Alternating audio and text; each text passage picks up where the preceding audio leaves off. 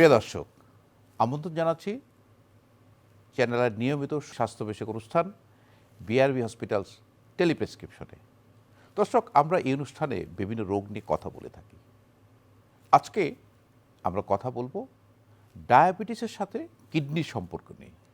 এই বিষয়ে কথা বলার জন্য আমাদের স্টুডিওতে আছেন ডাক্তার মোহাম্মদ নবিউল হাসান রানা। তিনি সিনিয়র কনসালটেন্ট নেফ্রোলজি বিভাগ, BRB hospitals limited. Doctor Rana, আপনাকে স্বাগত আমাদের স্টুডিওতে। আপনাকেও ধন্যবাদ আমাকে আমন্ত্রণ করার জন্য। ধন্যবাদ। আমাদের প্রথম যে প্রশ্নটি, যে ডায়াবেটিসের সাথে কিডনির সম্পর্ক। ডায়াবেটিসের তো বিভিন্ন রোগের সম্পর্ক থাকে, কিন্তু কেমন যেন কিডনির সাথে একটা ওতপ্রোতভাবে একটা রিলেশন আছে। আপনারা ডায়াবেটিক রোগীরা গেলেই আপনারা কিডনির পরীক্ষাটা দিয়ে থাকেন ডায়াবেটিসের সাথে, কারণটা কি? অত্যন্ত যথার্থ বলেছেন।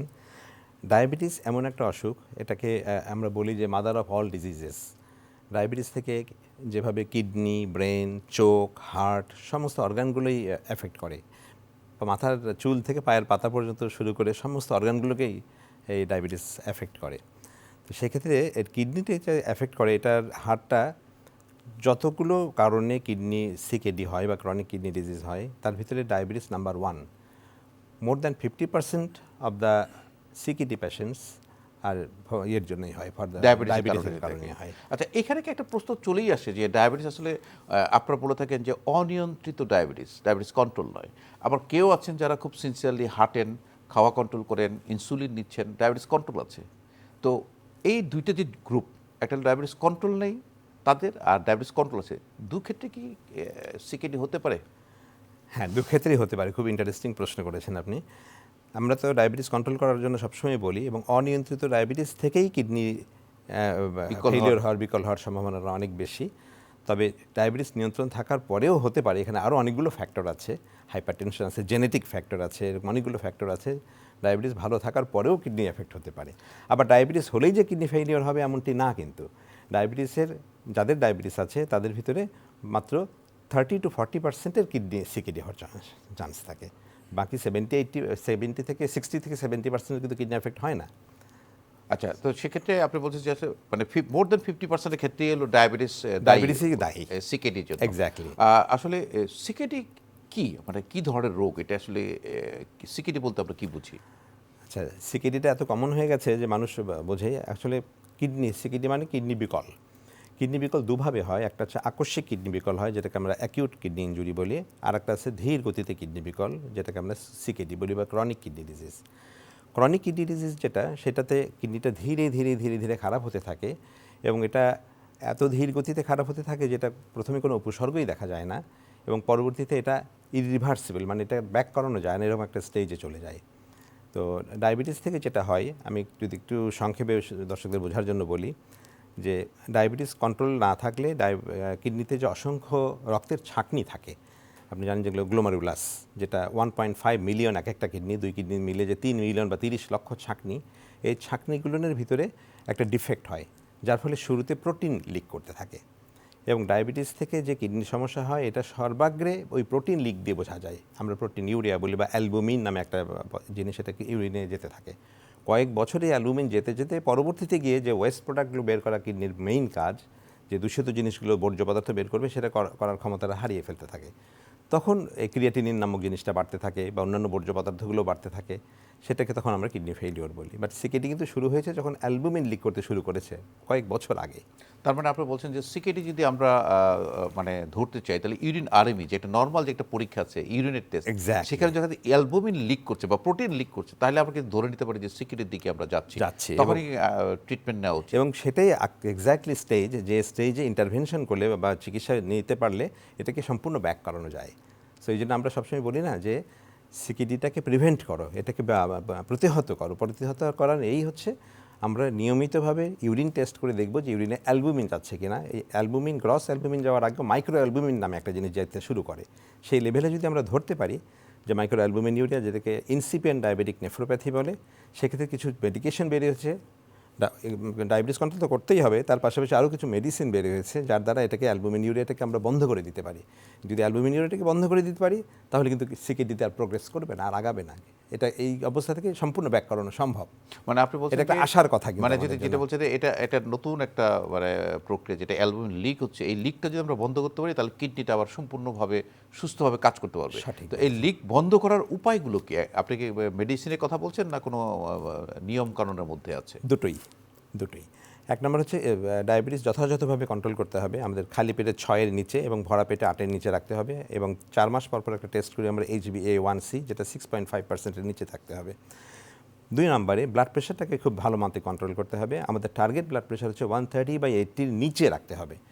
এই ব্লাড প্রেশার কন্ট্রোলের জন্য যে ওষুধপত্রগুলো ব্যবহার করা হয়, সেই ওষুধের মধ্যে আবার কতগুলো ওষুধ আছে যেগুলো এই প্রোটিন ইউরিয়াকে লিকটা বন্ধ করে। যেমন এসি ইনহিবিটর গ্রুপের কিছু ওষুধ আছে, কিছু অ্যানজিওটেনসিন রিসেপ্টর ব্লকার ওষুধ আছে। এখন নতুন বেরিয়েছে যেটা ডায়াবেটিস ওষুধ হিসাবে আবিষ্কার হয়েছে, কিন্তু এখন দেখা যাচ্ছে সিকেডির প্রোগ্রেশনটাকে হল্ট করে, যেটাকে SGLT2 ইনহিবিটর একটা গ্রুপের ওষুধ বলে। আর একটা GLP-1 ইনহিবিটর আর একটা নতুন ওষুধ এসছে, এটা বিগত 3-4 বছরের ভিতরে এই ডেভেলপমেন্টগুলো হয়েছে। এই কতগুলো ওষুধের দ্বারা এটাকে ব্যাক করানো যায়। আচ্ছা, সেক্ষেত্রে কি প্রোটিন লিক করছে, আপনার প্রোটিন না খাওয়ার ব্যাপারে বা প্রোটিন কম খাওয়ার ব্যাপারে কোনো কিছু পরামর্শ দেন না, কিনা? এরকম একদম আর্লি স্টেজ যেটা প্রাথমিক পর্যায়ে, সেখানে কিন্তু প্রোটিন কমানোর কোনো প্রয়োজন নাই।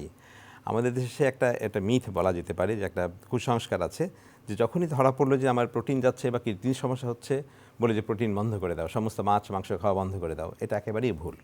প্রোটিন খাওয়া নর্মাল থাকবে, প্রোটিন খাওয়া কমানোর এই স্টেজে কোনো প্রয়োজন নাই। কিছু প্রোটিন লিমিটেশন করতে হয়, যখন এটা কতগুলো ধাপ আছে সিকেডির, স্টেজ 1, 2, 3, 4, 5 পর্যন্ত। সো সিকেডি স্টেজ 3B4 এরকম স্টেজে গিয়ে তখন প্রোটিন কিছু লিমিটেশন করতে হয়, বাট বন্ধ করতে হয় না। তো আমরা যদি এই স্টেজগুলো একটু জানতে চাই, যে সিকিডের স্টেজগুলো, স্টেজ 1 আপনারা কখন বলেন, 2 কখন বলেন, বা রোগীদের কখন আসলে ট্রিটমেন্টগুলো সুবিধা হয়, স্টেজগুলো একটু জানতে চাই আপনার কাছে। আচ্ছা, স্টেজগুলো আসলে স্টেজিং করা হয়। আমরা সবাই ক্রিয়েটিনিন বলে আমরা খুব চিন্তিত হয়ে পড়ি। আসলে ক্রিয়েটিনিন দিয়ে আমরা একটা ক্যালকুলেট করে এস্টিমেটেড GFR বের করি, যে EGFR বলা হয় এটাকে। এই EGFRটা নর্মাল মানুষের 90-র উপরে থাকার কথা। তো যখন একেবারে প্রাথমিক পর্যায়ে যখন অ্যালবুমিন লিক করছে এবং EGFR 60 থেকে 90-র মধ্যে আছে, তখন এটা স্টেজ, যখন শুধু অ্যালবুমিন লিক করছে তখন স্টেজ 1, আর যখন 60 থেকে 90-র মধ্যে EGFR থাকছে তখন এটা স্টেজ 2, আর যখন 30 থেকে 59-এর মধ্যে এসে গেল তখন স্টেজ 3। সেটা 3A 3B এইভাবে ভাগ করি আমরা, 45-এর কম আর 45-এর বেশি। আর 30-এর নিচে চলে গেলে স্টেজ 4, আর 15-র নিচে গেলে পারে তখন সেটাকে আমরা বলি স্টেজ 5। এবং স্টেজ 5-এ যখন যায় তখন এটা আমরা বলি এন্ড স্টেজ কিডনি ডিজিজ, মানে শেষ পর্যায়ের কিডনি ফেলিওর, যখন গিয়ে আমাদের রেনাল রিপ্লেসমেন্ট থেরাপি লাগে, অর্থাৎ কিডনির কাজটা কৃত্রিমভাবে চালানোর একটা পদ্ধতি গ্রহণ করতে হয়। তো এই যে 5টা স্টেজ আছে, এই 5টা স্টেজের প্রথম যে 2টো স্টেজ আমি বললাম, এই 2টো স্টেজে এটাকে ব্যাক করানো যায়, মানে reverse করা যায়। একদম রিভার্স করা যায় প্রথম দিকে। প্রথম দুটি স্টেজ, So, একজন প্রথম দিকে ধরতে পারলে পারে একদম খুবই লাকি। আপনি প্রথম দুটি স্টেজ বলেছেন যে একটা হলো অ্যালবুমিন লিকেজ করা, যে এটা আরেকটা কথা বলেছেন যে 60 to 90-র মধ্যে যে থাকে EGFR, তাহলে এটা আবার রিভার্সেবল, মানে কিডনি সম্পূর্ণভাবে সুস্থ হবে। তো এখানে একটা প্রশ্ন রয়ে যায়, যেমন আমরা দেখেছি যে ক্রিয়েটিনিন ধরেন আপনারা বলে থাকেন যে 1.4 পর্যন্ত নর্মাল, কিন্তু অনেক সময় দেখা যায় আমরা 1.8 বা 1.6 অথবা 2 এরকম থাকে। তো কিন্তু আপনারা এটাকে খুব বেশি না, বা মানে এটা আসলে মূল্যায়ন ওরকমভাবে করা হয় না, যেমনটি করা হয় যে 7, 8, 9 থাকে। আসলে কি করা উচিত একজন ফিজিশিয়ানের এই ক্ষেত্রে? আপনি যেটা বললেন ঠিক তার উল্টোটা হওয়া উচিত।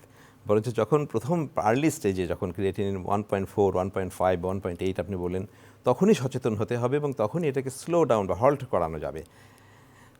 সুতরাং আমরা ওই যে 1.4 না 1.8 এটা দেখে আমরা ডিসিশন না নিয়ে আমরা আসলে EGFR ক্যালকুলেট করতে হবে। কারণ একটা মানুষের ওজন, তার গায়ের রং কেমন, সে ছেলে না মেয়ে, এরকম অনেক কিছুর উপর ফ্যাক্টরের উপর ডিপেন্ড করে EGFRটা ক্যালকুলেট করা হয়। অনেকে দেখা যাবে যে EGFR 1 বা 1.1, সেখানে তার হয়তো GFR 50-এর নিচে, মানে ক্রিয়েটিনিন 1.1, আবার কারো ক্রিয়েটিনিন হয়তো 1.7, কিন্তু তারপরে EGFR দেখা যাচ্ছে 60-র উপরে আছে। সো EGFR ক্যালকুলেশন করার পরে এক্সাক্ট ডিসিশন নিতে হবে যে উনি কোন স্টেজে আছেন। তারপরে আপনি বলছেন যে আসলে EGFRটাই সবচেয়ে গুরুত্বপূর্ণ, যে তার কোন স্টেজে আছে। আচ্ছা, কোন কোন ক্ষেত্রে আপনারা বলে থাকেন যে কিডনির ক্রিয়েটিনটা একটু বাড়লেই, বলে যে একটু বাড়লেই 50% কিডনি ড্যামেজ, বা কোন কোন ক্ষেত্রে বলেন যে ড্যামেজ একটা পার্সেন্টেজের কথা উল্লেখ করেন। আসলে এটা কিভাবে আমরা এই পার্সেন্টেজটা আসলে লেম্যানদেরকে, মানে যারা আমরা সাধারণ মানুষ বুঝি না, তাদের বোঝানোর জন্য পার্সেন্টেজ বলা হয়। আমরা নর্মাল ইজিএফআর যদি 90 বলি, তাহলে এটা যদি জিএফআর হিসাব করে যদি দেখি যে এটা 45 হয়ে গেছে, তাহলে 90-র 50% হয়ে গেল। তো সেই ক্ষেত্রে বলি যে 50% ড্যামেজ আচ্ছা, হয়েছে। আচ্ছা, ব্যাপারটা এইরকম, আসলে জাস্ট বোঝানোর খাতিরে আচ্ছা। আসলে ইজিএফআর দেখে আমরা এটা হিসাব করি। আর রুগীরা প্রায় একটা প্রশ্ন করে থাকে যে আপনার কাছে আমি চিকিৎসা করছি দীর্ঘদিন থেকে, বা আমি কিডনি হাসপাতালে যাচ্ছি, চিকিৎসা নিচ্ছি, নিয়মিত চিকিৎসা নিচ্ছি, আবার ডায়াবেটিস কন্ট্রোল, কিন্তু ক্রিয়েটিনিন কমছে না, ক্রমান্বয়ে যেন ক্রিয়েটিনিনটা বেড়ে চলেছে। তো এইটা আসলে উত্তরটা কী দেবেন? এটার উত্তরটা অত্যন্ত ইম্পর্টেন্ট জানা। এটা সমস্ত রোগীদের উদ্দেশ্যে আমি বলবো যে ক্রিয়েটিনিন যখন বাড়তে থাকে বা ইজিএফআর যখন কমতে থাকে, ক্রিয়েটিনিন বাড়লে ইজিএফআর কমতে থাকে, তখন এটা কিন্তু একটা ক্রনিক প্রসেস, এটা ক্রনিক ডিজিজ। আমি ব্যাপারটা এভাবে বলি যে ন্যাচারালিভাবে যেভাবে মানুষের একটা এজে গিয়ে চুল সাদা হয়, দাড়ি সাদা হয়, এটা কলম দিয়ে কালো বানানো যায়, কিন্তু ন্যাচারালি যে চুলটা গজাবে বা যে দাড়ি আসবে সেটা কিন্তু সাদাই আসবে। ঠিক একইভাবে ওই কিডনি ডিজিজটা যখন ক্রনিক প্রসেসে চলে যায়, তখন এটা কিন্তু ধীরে ধীরে প্রোগ্রেস করতেই থাকে, খারাপ হতেই থাকবে। আমাদের তাহলে চিকিৎসার উদ্দেশ্যে কি, কেন আমি ডাক্তারের কাছে যাচ্ছি এটাকে স্লো ডাউন করার জন্য, এই প্রোগ্রেশনটাকে ধীর গতিতে নেওয়ার জন্য। কারণ না এইভাবে যদি কিডনি ফেলিওর বাড়তে থাকে, একটা স্টেজ বাই স্টেজ যেতে যেতে স্টেজ 3 হবে, 4 হবে, 5 হবে, পরে একটা পর্যায়ে এন্ড স্টেজে চলে যাবে। সেটা জন্য যেতে দীর্ঘায়িত হয়, যেটা 2-3 বছরে যাওয়ার কথা, সেটা জন্য 15-20 বছরে আমরা স্লো ডাউন করতে পারি। That is the aim. এটাকে ক্রিয়েটিনিন কমানো আমাদের কোনো উদ্দেশ্য নয়, মানে কোনো মেডিসিনও নাই যে কোনো ক্রিয়েটিনিন medicine কমায় দেওয়ার, কারণ সবাই সে কিন্তু এই প্রশ্নটি করে আবার ক্রিয়েটিনিন কমিয়ে দেন, Exactly. কিন্তু আপনি তো তাকে কমাতে পারছেন কমাতে পারবো না। কিন্তু আপনি যে কথা বলছেন যে আসলে উদ্দেশ্যটা হলো যে এটা প্রোগ্রেশনটাকে স্লো ডাউন করা, মানে এটা এক্স্যাক্টলি যে স্লো ডাউন করে দিলে তার হয়তো যে সময়টা 5 বছর সে খারাপ হয়ে যেত, সেটা হয়তো সে 25 বছর খারাপ হবে না, এরকম একটা বিষয় Exactly. আপনারা মাথায় কাজ করেন। Exactly. এই যে সিকেডি, এটা যদি কেউ ট্রিটমেন্ট না নিয়ে থাকে বা অবহেলা করে থাকে, তাহলে কি হয়? মানে যেহেতু আপনি বলছেন যে আসলে এরকম সিমটমও থাকে না, যে খুব আর্লি স্টেজে যে আপনারা রুগী পান তাও কিন্তু নয়, তো আসলে কি করা উচিত যে আমরা সিকিডি আছে কিনা জানার জন্য কোনো স্ক্রিনিং প্রোগ্রাম আছে কিনা একটা, আর এটা ট্রিটমেন্ট অপশনগুলো কি কি আছে? আচ্ছা, তাহলে কয়েকটা প্রশ্ন একসঙ্গে হয়ে গেছে এখানে। জি। তাহলে আমি একটু প্রথমেই বলে নিই যে আসলে সিমটমগুলো বলা দরকার। জি। কারণ সিকেডি একটা অ্যাসিমটোম্যাটিক ডিজিজ, এটাকে বলাই হয় সাইলেন্ট কিলার। এটা ভিতরে ভিতরে কিডনিকে ড্যামেজ করে ফেলে। অনেক রুগী আমাদের কাছে আসে যখন ইজিএফআর 30-এর নিচে, তারপরে সে সিমটম দেখা দেয়। তার মানে ইজিএফআর 30-এর নিচে না যাওয়া পর্যন্ত বেশিরভাগ রুগীর কোনো রকম সিমটমই হয় না। তাহলে কি হলো, 70% কিডনি ড্যামেজ হয়ে গেছে, অর্থাৎ ইজিএফআর 30 মানে 70% অলমোস্ট নাই। সেই ক্ষেত্রে ওনার কিছু সিমটম দেখা যাবে, তার আগ পর্যন্ত কোনো সিমটম দেখা যায় না। তাহলে সেই ক্ষেত্রে আমাদের যাদের ডায়াবেটিস আছে, যেহেতু ডায়াবেটিস সবচেয়ে প্রধানতম কারণ কিডনি ফেইলিওরের, তাদের অবশ্যই বছরে একবার করে চেক করতে হবে তার কিডনি ফাংশনটা কেমন আছে। তার ইউরিনে অ্যালবুমিন যাচ্ছে কিনা, শুরুতে মাইক্রো অ্যালবুমিন, তারপরে প্রোটিন ইউরিয়া, এটা দেখতে হবে। আর সিরাম ক্রিয়েটিনিন লেভেলটা বছরে একবার অন্তত মাপতে হবে, যদিও নর্মাল থাকে তারপরেও বছরে একবার মেপে মেপে দেখতে হবে। যখনই অ্যালবুমিন লিকটা শুরু হয়ে গেল, তখন থেকে আমাদের স্পেশাল কিছু টেকনিক নিতে হবে যাতে করে এই অ্যালবুমিন লিকটা বন্ধ করতে পারি, যেটা আমি আগে বলছিলাম। আর প্রিভেনশনের জন্য সবচেয়ে বড় জিনিস হচ্ছে আমাদের ডায়াবেটিসটা ভালো কন্ট্রোল রাখতে হবে, ব্লাড প্রেশার ভালো কন্ট্রোল রাখতে হবে, আর স্থূলতা এখন কিন্তু এটা নাম্বার 3-তে চলে এসছে, যে সিকেডির প্রোগ্রেশনের কারণগুলোর ভিতরে ওজন বেশি থাকলে হাইপার ফিল্টারেশন হয় এবং কিডনি আরও ড্যামেজ হতে থাকে বেশি। সুতরাং ওজন নিয়ন্ত্রণে রাখতে হবে। আর অন্যান্য যে সমস্ত কারণগুলো আছে, খাদ্যাভ্যাস এবং সেখানেও ওজনের ব্যাপার আসে, এবং স্মোকিং বন্ধ করতে হবে, প্রতিদিন কিছু শারীরিক কায়িক পরিশ্রম করতে হবে, এই জিনিসগুলো অত্যন্ত জরুরি। এখানে আরেকটা প্রশ্ন রয়েছে, যেমন আমাদের দেশে যে সিনিয়র সিটিজেন আছে তাদের কিন্তু অস্টিওআর্থ্রাইটিস বা হাড়ের ক্ষয় বা ডিস্কের সমস্যা, কোমরে ব্যথা থাকেই। তো এখানে আমরা যে জিনিসটা দেখি, ওনাদের পেইন কিলারের প্রয়োজন হয়, কিন্তু আপনারা বলে থাকেন যে ডায়াবেটিসের পরের কষ্ট নাকি পেইন কিলার, ব্যথানাশক ওষুধ যে যত্রতত্র যেখানে সেখানে খেয়ে কিডনি ড্যামেজ হওয়ার ঝুঁকি থাকে, এই বিষয়টা যদি বলতেন আমাদের। এটা আমাদের দেশের জন্য অত্যন্ত সম্পর্কিত ব্যাপারটা, কারণ আমাদের দেশে ওভার দ্য কাউন্টার ওষুধ পাওয়া যায়, যেটা পৃথিবীর অন্যান্য উন্নত বিশ্বে আমরা কিন্তু ওভার দ্য কাউন্টার ওষুধ কিনতে পারি না।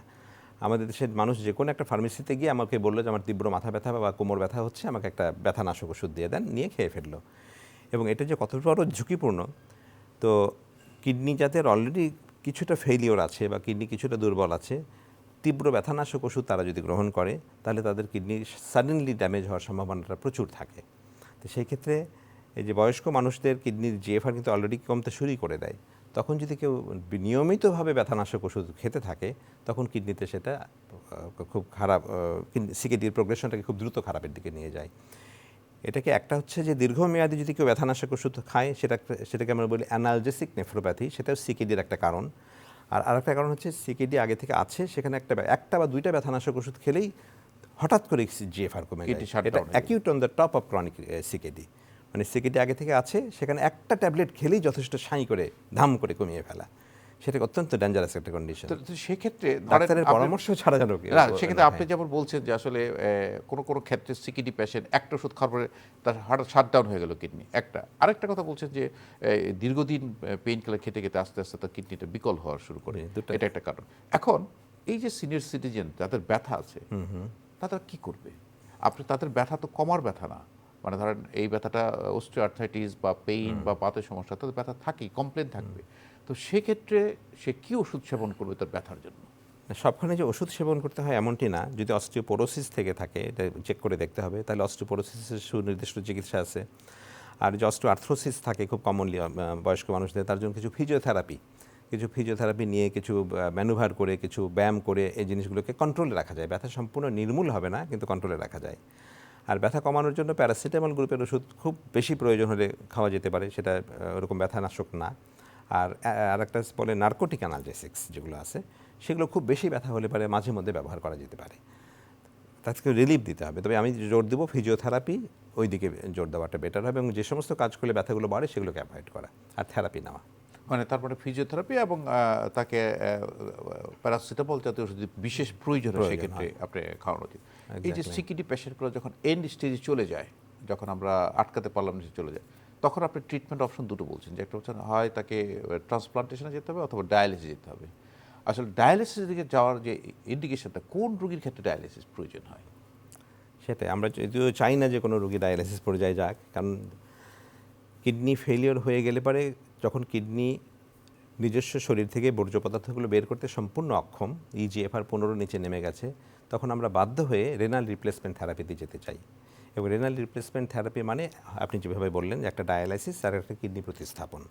তো কিডনি প্রতিস্থাপন, একটা কিডনি যদি প্রতিস্থাপন করে দেওয়া যায় তাহলে সে সম্পূর্ণ সুস্থ লাইফ লিড করতে পারবে।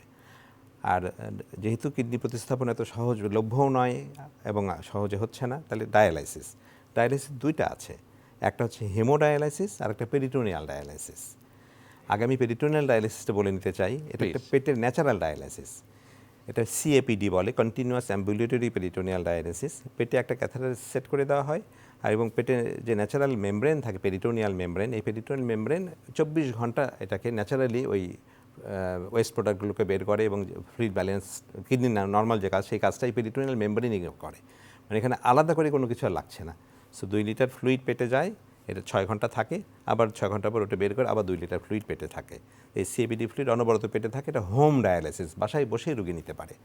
তো এটাকে আমরা এখন খুব ওয়ার্ল্ড ওয়াইড আমরা খুব জোর দিচ্ছি যে সিএপিডিটা শুড বি এনকারেজড। আর একটা হচ্ছে হিমোডায়ালাইসিস, যেটা রক্তের ডায়ালাইসিস। রক্তের ডায়ালাইসিস হচ্ছে একটা রক্তের লাইন তৈরি করে সেদিক দিয়ে রক্তটাকে বের করে 4 ঘন্টায় মেশিনের মাধ্যমে রক্তটাকে পরিশোধন করে সেটা আবার ব্যাক করবে বডিতে। এটা সপ্তাহে 3 বার করে নিতে হয়, এক একবার 4 ঘন্টা, মানে 12 ঘন্টা প্রতি সপ্তাহে।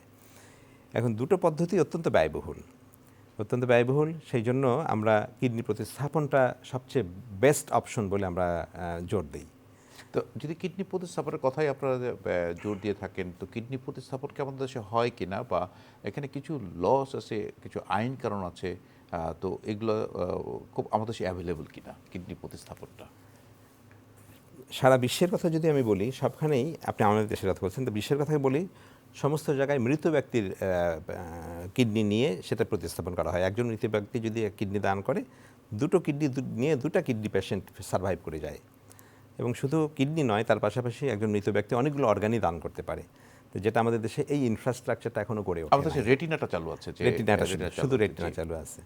তো এই অঙ্গ প্রতিস্থাপনের ক্ষেত্রে আমাদের দেশে লাইভ রিলেটেড ট্রান্সপ্ল্যান্ট হয়, অর্থাৎ যারা রক্তের সম্পর্কের আত্মীয়, সেরকম একজন যদি একটা কিডনি দিয়ে দেয় এবং এই একটা কিডনি নিয়ে উনিও খুব সুস্থ জীবনযাপন করবেন। আল্লাহ তাআলার এটা একটা অসীম কৃপা যে একটা মানুষ সুস্থভাবে বাঁচার জন্য একটা কিডনি যথেষ্ট, এবং একটা কিডনি নিয়ে সে সম্পূর্ণ সুস্থ, সারা জীবন সুস্থ জীবনযাপন করতে পারবে। আর একটা যেটা এক্সট্রা থাকলো সেটা কিন্তু সে দিয়ে দিতে পারে, এবং দিলে পরেও যিনি কিডনি ফেইলিওরে ভুগছেন তিনি ওটা নিয়ে সুস্থ জীবনযাপন করবেন, আর যিনি দিলেন তারও কোনো রকম সমস্যা ক্ষতি হবে না। হলো ওটা অবশ্যই আমরা চেক করে নেব যে তার কিডনি সম্পূর্ণ সুস্থ আছে। তো এই প্রসেসটায় এতদিন অনেক প্রতিবন্ধকতা ছিল যে শুধু ফার্স্ট ডিগ্রি রিলেটিভ ছাড়া দিতে পারতো না, অর্থাৎ বাবা মা, খালাপু মামা, চাচা ফুপু, এটা তোর প্রতি লিমিটেড ছিল। আপনি শুনে খুশি হবেন যে রিসেন্টলি লটা চেঞ্জ হয়েছে। চেঞ্জ হয়ে এখন সেকেন্ড ডিগ্রি রিলেটিভ যারা, খালাতো চাচাতো ভাই বোন, মামাতো চাচাতো ভাই বোন, এরা সবাই দিতে পারবে। অনেক বড় স্পেকট্রামটা বাড়ছে। তো এতে করে আমরা আশা করছি যে কিডনি প্রতিস্থাপনের ব্যাপারটা একটু আমরা এগিয়ে নিয়ে যেতে পারবো।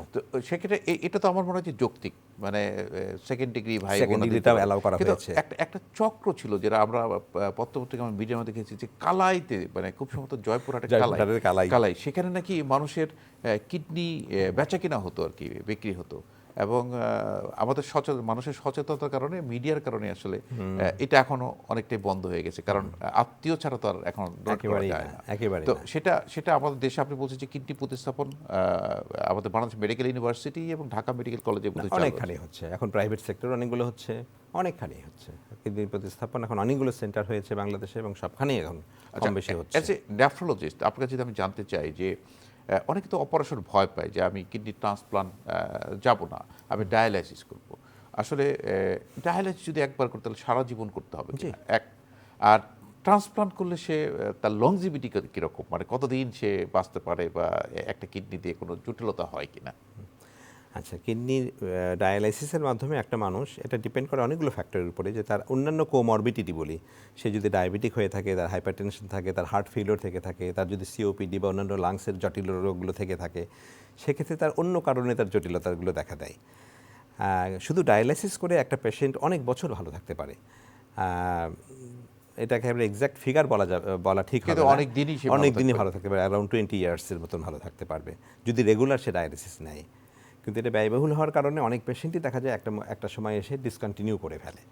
ডিসকন্টিনিউ করলেই তখন তাকে আর সার্ভাইভ করানো যায় না। না, অনেক সময় সিরিয়ালের কিছু প্রশ্ন থাকে, যদি সরকার সিরিয়াল পাওয়াটা সমস্যা থাকে, কিন্তু আপনি হোম ডায়ালিসিস যে কথা বলছেন, সেই হোম ডায়ালিসিস যদি এনকারেজ করা হয় বা যদি খরচটা কমিয়ে আনা যায়, তাহলে কিন্তু হসপিটালের উপর চাপটাও কম পড়ে। ভেরি ট্রু এটা, জি। তো সেই ক্ষেত্রে যদি আমরা হোম ডায়ালিসিস, যেটা সিএপিডিটাকে যে প্রমোট করতে পারি এবং মানুষ যদি অ্যাকসেপ্টেন্স বাড়ে, ঘরে বসে সে ডায়ালিসিস নিল। প্লাস আমাদের দেশে আর একটা জিনিস, ডায়ালিসিস সেন্টার পর্যন্ত একটা মানুষকে যেতে হবে ডায়ালিসিস নেওয়ার জন্য। 4 ঘন্টার জন্য ডায়ালিসিস হচ্ছে, কিন্তু সে বাসা থেকে প্রিপারেশন নিয়ে ডায়ালিসিস সেন্টার পর্যন্ত যাবে, তার সাথে একজন অ্যাকম্পানি করবে, সেই ম্যান পাওয়ারের ওয়েস্টেজ হচ্ছে, সময়ের ওয়েস্টেজ হচ্ছে, তারপরে তাকে বাসায় ফিরতে হবে। এই যে টোটাল প্রসিজিওরটা, তার মানে সারাটা দিন চলে যায়। তো এই জিনিসটা বাসায় বসে যদি সে নিতে পারে, এবং সিএপিডিটা বাসায় বসে নেওয়া না, সে অফিসেও নিয়ে গিয়ে নিতে পারে, সে যেখানে আসে সেখানেই নিতে পারে। সো সিএপিডি যে নিবে, সে কিন্তু অফিস আদালত করতে পারে, গাড়ি ড্রাইভ করবে, সব কিছু নর্মাল অ্যাক্টিভিটি সব করতে পারে। শুধু 6 ঘন্টা পরে 20 মিনিটের জন্য এই ফ্লুইডটা এক্সচেঞ্জ করে ফেলবে। মানে সে কিন্তু ঘরে, অফিসে সব জায়গায় করতে পারে। এটা অ্যাম্বুলেটরি, পেশেন্ট একদম নর্মাল অ্যাক্টিভিটি করতে পারবে সব। আচ্ছা, আর কিডনি ট্রান্সপ্লান্টের পেশেন্টের পরবর্তীতে কি করণীয়, বা আমরা জানি যে দীর্ঘদিন ওষুধ সেবন করতে হয়, তাদের ম্যাচ করেছে কিনা এই বিষয়গুলো, তো সেক্ষেত্রে তাদের মানে লংজিভিটিটা কেমন থাকে? ট্রান্সপ্লান্টের রেজাল্ট তো খুবই ভালো। ট্রান্সপ্লান্ট যখন ম্যাচ আমাদের দেশে তো লাইভ রিলেটেড হয়, এবং সেক্ষেত্রে HLA যেটা টিস্যু টাইপিংটা খুব ভালো ম্যাচিং হয়। আমাদের দেশে সার্ভাইভাল 95%, এবং 95% কোয়াইট গুড, অনেক ভালো, 95%। এবং এটা প্রথম বছরটা খুব রিস্ক থাকে ইনফেকশনের, যেহেতু ইমিউনোসাপ্রেসিভ ড্রাগগুলো ব্যবহার করা হয় যেটা রোগ প্রতিরোধ ক্ষমতাটাকে কমিয়ে রাখে। ওই সময়টা খুব সাবধান চলতে হয় প্রথম 3 মাস, তারপরে ঝুঁকি একটু কমে 6 মাস মতো, 1 বছর পর একদম ঝুঁকিবিহীন বলা যেতে পারে। 1 বছর পার করে দিতে পারলে এই পেশেন্টগুলো, ট্রান্সপ্লান্ট পেশেন্টগুলো 20, 25, 30 বছর পর্যন্ত নর্মাল লাইফ লিড করতে পারে। মানে কোনো সমস্যা হয় না। Transplant should be the best choice যদি পাওয়া যায়। তবে সেক্ষেত্রে কিছু প্রিকশন আছে কিনা, তাদের কিছু মানে ফলো আপের, মানে যারা কিডনি ট্রান্সপ্লান্ট পেশেন্ট, তাদের পরবর্তীতে ফলো আপ বা তাদের জীবনযাত্রা বা তাদের খাওয়া দাওয়ার ব্যাপারে কোনো রেস্ট্রিকশন থাকে কিনা? একদম ঠিক। তো যখন কিডনি ট্রান্সপ্লান্ট হয়ে গেল, তার মানে আমরা মনে করি যে তার একটা নর্মাল কিডনি ফাংশন, তো তার সো নর্মাল কিডনি ফাংশনে কিন্তু খাওয়া দাওয়ার রেস্ট্রিকশন কোনো কিছুই থাকছে না, নর্মাল কিছু সব কিছুই করবেন উনি। শুধু ওই কিডনিটা যাতে রিজেকশন হয়ে না যায়, তার জন্য যে ইমিউনোসাপ্রেসিভ ওষুধগুলো দেওয়া হয়, তার জন্য যে রোগ প্রতিরোধ ক্ষমতা কমে যাচ্ছে, এই জন্য কিছু চলাফেরার রেস্ট্রিকশন প্রথম বছরটা রাখা হয়, যে ক্রাউডি প্লেসে যাবেন না, কোনো ইনফেকশন যাতে পট করে না হয় সেদিকে খেয়াল রাখতে হবে। আর কিছু ওষুধ খেতে হয় যেগুলো নিয়মিত খেতে হয়, আর টাইম টু টাইম ডাক্তারের ফলো আপে থাকতে হয়, কারণ ওই ওষুধের লেভেলগুলো মেপে মেপে আমাদের ডোজ অ্যাডজাস্ট করতে হয়। সো সবসময় একটা নেফ্রোলজিস্টের ফলো আপে মানে ফলো আপে থাকতে হবে। জি, প্রথম দিকে হয়তো মাসে মাসে ফলো আপ লাগে, পরের দিকে গিয়ে 3 মাস পর পর অথবা 6 মাস পর পর ফলো আপ ফলো হয়ে যাচ্ছে। আর আরেকটি প্রশ্ন খুব মানে দর্শকরাও জানতে চায় যে আপনারা বলে থাকেন পানি কম খাবেন। আমরা জানি যে যত বেশি পানি খাবো কিডনি তত ভালো থাকবে, কিন্তু আপনারা আবার কোনো কোনো সময় লিখে থাকেন 1 লিটারের বেশি পানি খাবেন না, কোনো সময় লিখে থাকেন 1.5 লিটারের বেশি পানি খাবেন না। এবং এটা হলো পানির ব্যাপার। আরেকটি ব্যাপার হলো যে আপনারা প্রোটিন রেস্ট্রিকশন, যে 40 গ্রামের বেশি প্রোটিন খাবেন না। আসলে এগুলো কেন লিখেন বা কোন কোন ডিজিজের ক্ষেত্রে এগুলো মানা উচিত? খুবই ইম্পর্টেন্ট কোয়েশ্চেন। আমি চাচ্ছিলাম যে এরকম প্রশ্নটা আসুক। এই পানির ব্যাপারটা এটা কিন্তু ডিপেন্ড করে, যে প্রথম দিকে আলোচনা করছিলাম যে কিডনি ফেইলিওরের বা সিকেডির কতগুলো ধাপ রয়েছে, কতগুলো স্টেজ আছে। তো স্টেজ 1, 2, 3, 4, এমনকি 4এও যদি কোনো ফ্লুইড বডিতে না জমে, এটা ডিপেন্ড করে যে বডিতে এক্সেস ফ্লুইড জমছে কিনা। যদি ফ্লুইড না জমে নর্মাল পানি খাবেন উনি, কোনো রকম ফ্লুইড রেস্ট্রিকশন লাগে না। স্টেজ 1, 2, 3 স্টেজ 1, 2, 3-তে লাগেই না, এমনকি 4-এ গিয়েও অনেকের লাগে না। ফ্লুইড রেস্ট্রিক্ট কীভাবে বুঝবেন? চেহারায় যদি পানি চলে আসে, দ্রুত যদি ওজন বেড়ে যায়, যদি পেশাবের পরিমাণ কমে যায়, শুধু সেই ক্ষেত্রে আমরা বলি পানিটা কমিয়ে খাবেন। তাহলে অন্য রোগীগুলো কী করবে? যাদের পানি রেস্ট্রিকশন লাগবে না, নর্মাল পানি পান করবেন। নর্মাল পানি কতটুকু? আমার যতটুকু পিপাসা পাবে ঠিক ততটুকুই আমার রিকোয়ারমেন্ট। আচ্ছা। আল্লাহ তাআলা এমনভাবেই সিস্টেম তৈরি করেছে যে আমার যতটুকু প্রয়োজন পিপাসা তারা ততটুকুই চেয়ে নেবে আমাদের শরীরে। সুতরাং পানির ব্যাপারে কতগুলো কুসংস্কার আছে যে বেশি করে পানি খেলে আমার কিডনি ভালো থাকবে। এটা কিন্তু একটা ইনিশিয়ালি একটা এটা খুব ভুল একটা ধারণা। পানি স্বাভাবিক পানি খাবেন, মানে যতটুকু দরকার ততটুকু যতটুকু দরকার। আমি যদি বেশি ঘামি, আমি তো হট ওয়েদারে থাকি, তাহলে পিপাসা বেশি লাগবে, বেশি পানি খাবো। তাহলে এটা হচ্ছে প্রথম স্টেজগুলোতে। পরের স্টেজগুলোতে যেটা আপনি বললেন 1 লিটার, 1.5 লিটার, 2 লিটার, এটা আমরা অ্যাসেস করে দেখি যে তার ফ্লুইড জমছে কিনা, বডিতে কোনো এক্সেস পানি জমে যাচ্ছে কিনা। এক্সেস পানি জমলে তার ওজন বাড়তে থাকবে, পায়ে চেহারায় পানি চলে আসবে, আর শ্বাসকষ্টের মতো হতে পারে যদি লাংসে পানি চলে যায়। এগুলো যদি হয় তাহলে সেই ক্ষেত্রে তাকে ফ্লুইড রেস্ট্রিকশন আমরা করতে বলি। এটার ফ্লুইড স্ট্যাটাসটা নির্ণয় করে নিয়ে কাউকে 1 লিটার, কাউকে 1.5 লিটার, কাউকে 2 লিটার, এটা একটা নির্দিষ্ট করে দেওয়া হয়। এটা সবার ক্ষেত্রে নয়, এটা অ্যাডভান্সড স্টেজে, স্টেজ 4 এবং স্টেজ 5-এর কাছে গিয়ে। জি। আর প্রোটিনের ক্ষেত্রে কি সবার ক্ষেত্রে রেস্ট্রিকশন প্রয়োজন আছে? একেবারেই না। প্রোটিনের ক্ষেত্রে একটা জিনিস, যখনই ওই মাইক্রোঅ্যালবুমিন লেভেলে সিকেডি স্টেজ 1 ধরা পড়লো, তখনই যখন রোগী জানতে পারে যে আমার তো কিডনি সমস্যা স্টেজ 1 কিন্তু কিছুই না, এটা রিভার্সিবল, তখনই সে সমস্ত প্রোটিন খাওয়া ছেড়ে দেয়। বলে যে আমি তো ডাক্তার সাহেব, আমি তো সমস্ত মাছ মাংস সব খেয়ে ছেড়ে দিয়েছি। অনেক ধন্যবাদ ডাক্তার নবীউল হাসান রানা। আপনি এই কিডনি সম্পর্কে অত্যন্ত চমৎকার করে বলেছেন, নিশ্চয়ই দর্শকদের অনেক উপকার আসবে। আপনাকে অসংখ্য ধন্যবাদ। আচ্ছা, আমাদের শেষ হয়ে গেল। থ্যাংক ইউ সো মাচ আমাকে দাওয়াত। প্রিয় দর্শক, আমরা কিডনি ভালো রাখার জন্য যে জিনিসের জানা দরকার, যে আপনার অতিরিক্ত ব্যথানাশক ওষুধ না খাওয়া, ডাক্তারের পরামর্শ ছাড়া কোনো ওষুধ সেবন না করে, এবং যাদের ডায়াবেটিস আছে ডায়াবেটিস নিয়ন্ত্রণে রাখুন, প্রেশার আছে প্রেশার নিয়ন্ত্রণ রাখুন, তাহলে আপনি কিডনি ভালো থাকবে। দর্শক, ভালো থাকুন, সুস্থ থাকুন, নিরাপদেই থাকুন।